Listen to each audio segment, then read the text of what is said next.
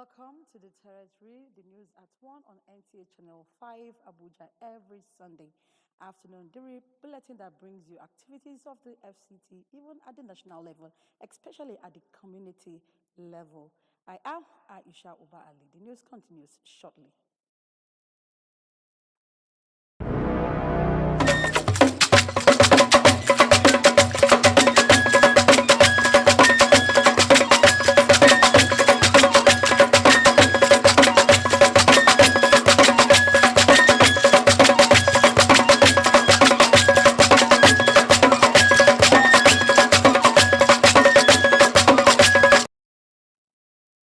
Now, let's begin with reports from the presidency.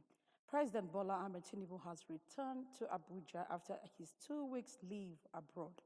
The presidential aircraft landed at about 7:15 p.m. at the Nnamdi Azikiwe International Airport, Abuja. He was received by a delegation of top government functionaries led by Chief of Staff Femi Gbajabiamila, Governor Babajide Sanwo-Olu of Lagos State. President Tinubu departed Abuja on October 2 for the United Kingdom, from where he reportedly moved to France midway into his leave. In a statement, the presidential advisor on information and strategy, Bayo Onanuga, indicated that the president was to spend the 2 weeks as a working vacation and a retreat to reflect on his administration's economic reforms. Chief of Staff to the President, Femi Gbajabiamila, says the President is now prepared to continue his assignments.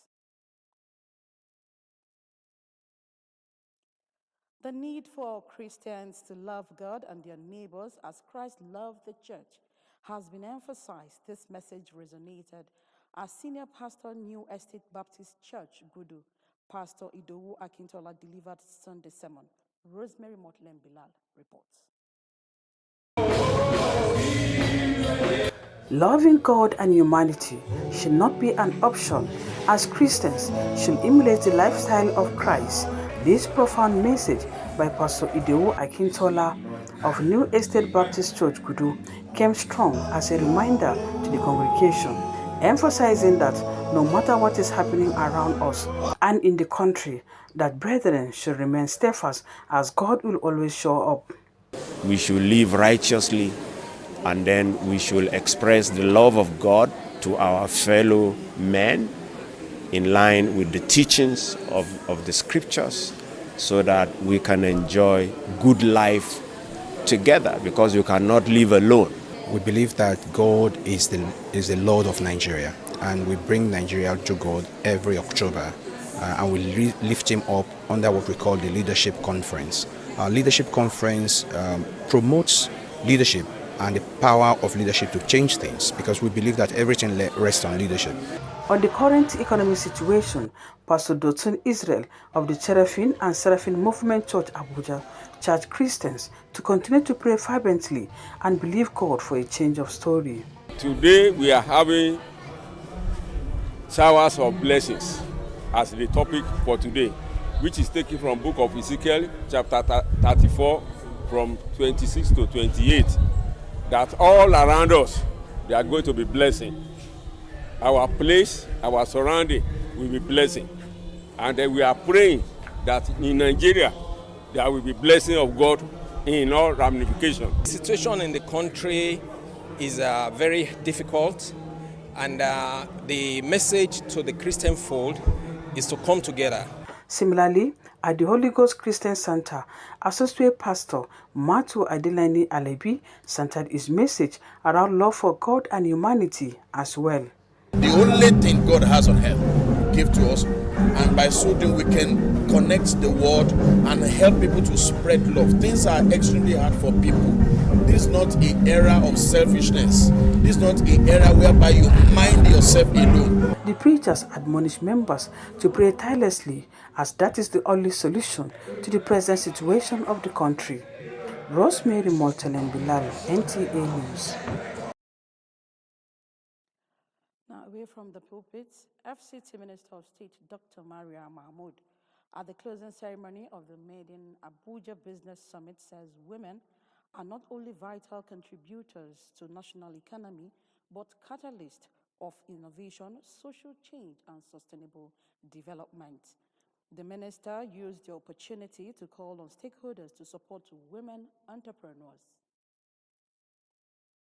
Dr. Maria Mahmoud, highlighting some of the barriers encountered by women entrepreneurs despite their potentials, which, among others, include a lack of access to finance, mentorship, social as well as cultural constraints. The minister tasked the Abuja Investment Company Limited to intensify efforts in establishing platforms that will connect entrepreneurs to share experiences and expertise. We can collectively create an ecosystem that empowers women to achieve their entrepreneurial dreams. In conclusion, let me commit to building an inclusive business environment where women can thrive as entrepreneurs. The Abuja Investment Company Limited at the end is seeking more collaboration and partnership, which is key to unlocking new opportunities and creating an investment landscape that embraces innovations, nurtures entrepreneurship that delivers lasting impact for communities.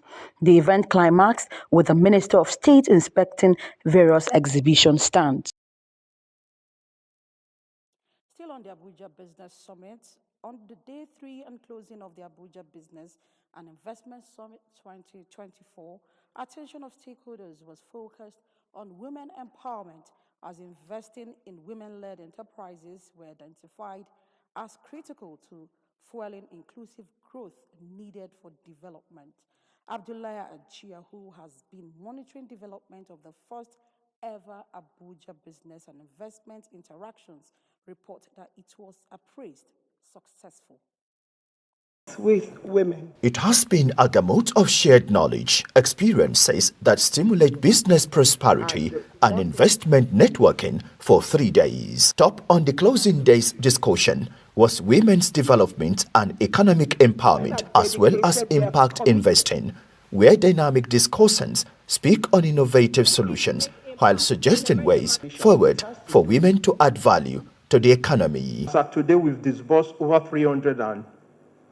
187 billion naira to 357,000 women MSME. Then encourage women to go into artisanal fishing, have aquaculture, and even give them processing equipment. What Abuja Investment have done, they've raised the bar and they've defined what an investment platform should look like. They become like a convergent point for all investors. The only thing that can Inspirational talks from successful, influential business and career women sufficed to aspiring entrepreneurs with useful ideas offered. I'm very, very happy and I'm thrilled and I'm looking forward to more things like this because we need to help our women. We need to hold their hands.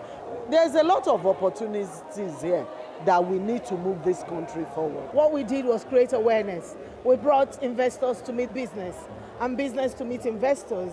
And so there's going to be a lot of collaborations and synergy, growing businesses, expansions in different sites, diversifications. And so we expect the economy of Abuja to be stimulated. We had rapporteurs in the house, so we're going to look at what they've come up with, capturing everything that has been said. Of course, we're going to x-ray them and decide milestones on how we're going to deal with it.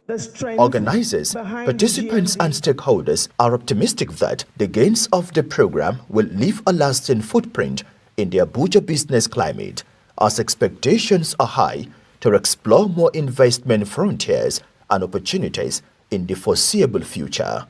In the end, it was accolade and commendation to the Abuja Investment Company Limited for steering the business summit in Abuja. Abdullahi Ajia, NTA News. Meanwhile, the fuel subsidy had been removed for more than a year.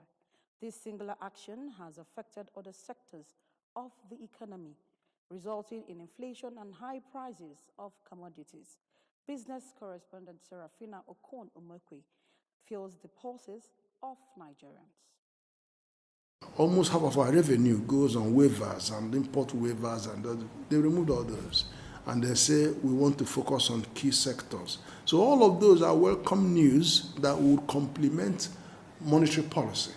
But it is only when it comes into effect, especially when you now add the added incentive of Dangote's refinery coming on stream, and some other modular refineries also coming in on stream. And hopefully at least one of the NNPC refineries will also come on stream to ensure that we will have adequate PMS, and we can start exporting some to earn foreign exchange. The removal of fuel subsidy and the recent measures to balance foreign exchange is to enable governments the required funds to revamp other sectors of the economy and ensure local refineries are incentivized to commence production of petrol, thereby creating jobs and reducing deficits.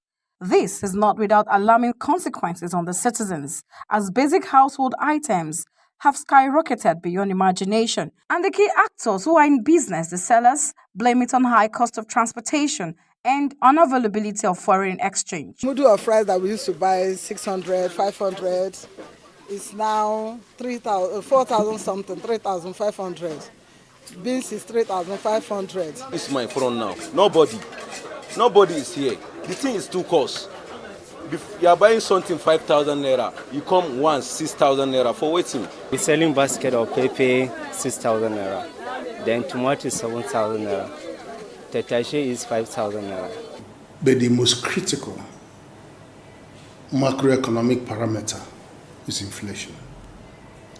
Inflation drives millions of people into instant poverty and multiple deprivation in days, not in years. So it has to be tackled. Nigerians are, however, resilient, with many adapting positively to changes. Serafina Okon Omekwe, NT News. Away from economic-related stories now to infrastructure. When the name Apo Karshi pops up, what readily comes to mind is, when will the ongoing road project be completed? This is because of its significance to the motoring public and other road users plying the axis, as well as benefit to other residents. Onozie Yakubu, who was part of FCT Minister's recent inspection visit to the project site, brings us up to speed with the latest development. Contracted since 2011, the Apo Karshi Road project is still in the news for obvious reasons. But what is on the lips of many is, when will this project be completed? The previous FCT administrations had made commitment to its timely completion, but to no avail. Minister of the Federal Capital Territory, Nyesom Wike, for the second time, has inspected the ongoing Apo Karshi Road project, expressing his reservations on the deadline set by the contracting firm for completion. He says the FCT administration has fulfilled its own side of the bargain, as the onus lies with the contractor to deliver the project on schedule. I still have my doubts. I will not lie to you. I still have my doubt, but they are still insisting that by April they will have completed this project. It's a project that's very dear to us. We know the importance of this road. So many people are eager to see that this project is completed on time. My visit to the project site for an update report indicates that asphalt work from the Karshi end of the road has commenced, while sand fillings, rock blasting and stone-based laying on the other segment of the road are ongoing, with the site manager maintaining his commitment to delivering the project on schedule. What is left is not more than 4 kilometers. Where we have to do real earthworks is not more than 1.5 kilometers. Then we are left with just the shoulders and a little hydraulic works, that is drainage. If there is no delay in any process at all, like he promised that day, then the 8 months is sacrosanct. What the residents want from the back and forth between the FCT minister and the contractor is the timely completion of the project within the 8 months deadline set by the contractor. That hill that is up there, they should try and carry it down to normal stage For more than 10 years ago, we have been appealing for the construction of the Apo Kalshi Road. Until now, when the FCT Minister Yeson Wike is giving priority attention to it. Residents and road users are, however, optimistic that the ongoing 13.1-kilometer road, when delivered, will not only reduce traffic along the ever-busy Abuja-Nyanya Expressway, but will also boost economic activities of the area. Onoze Yakubu, NTA News.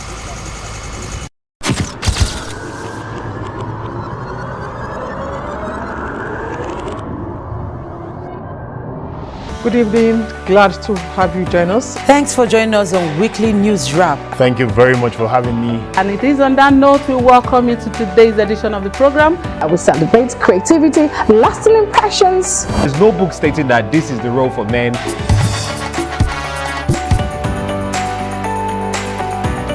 On the news. On the news at 7. The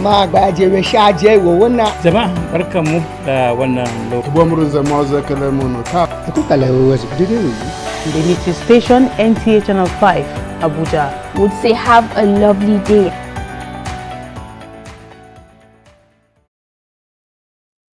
Thanks for staying with us, and you're still watching From the Territory on NTA Channel 5, Abuja. Now let's bring you some health reports.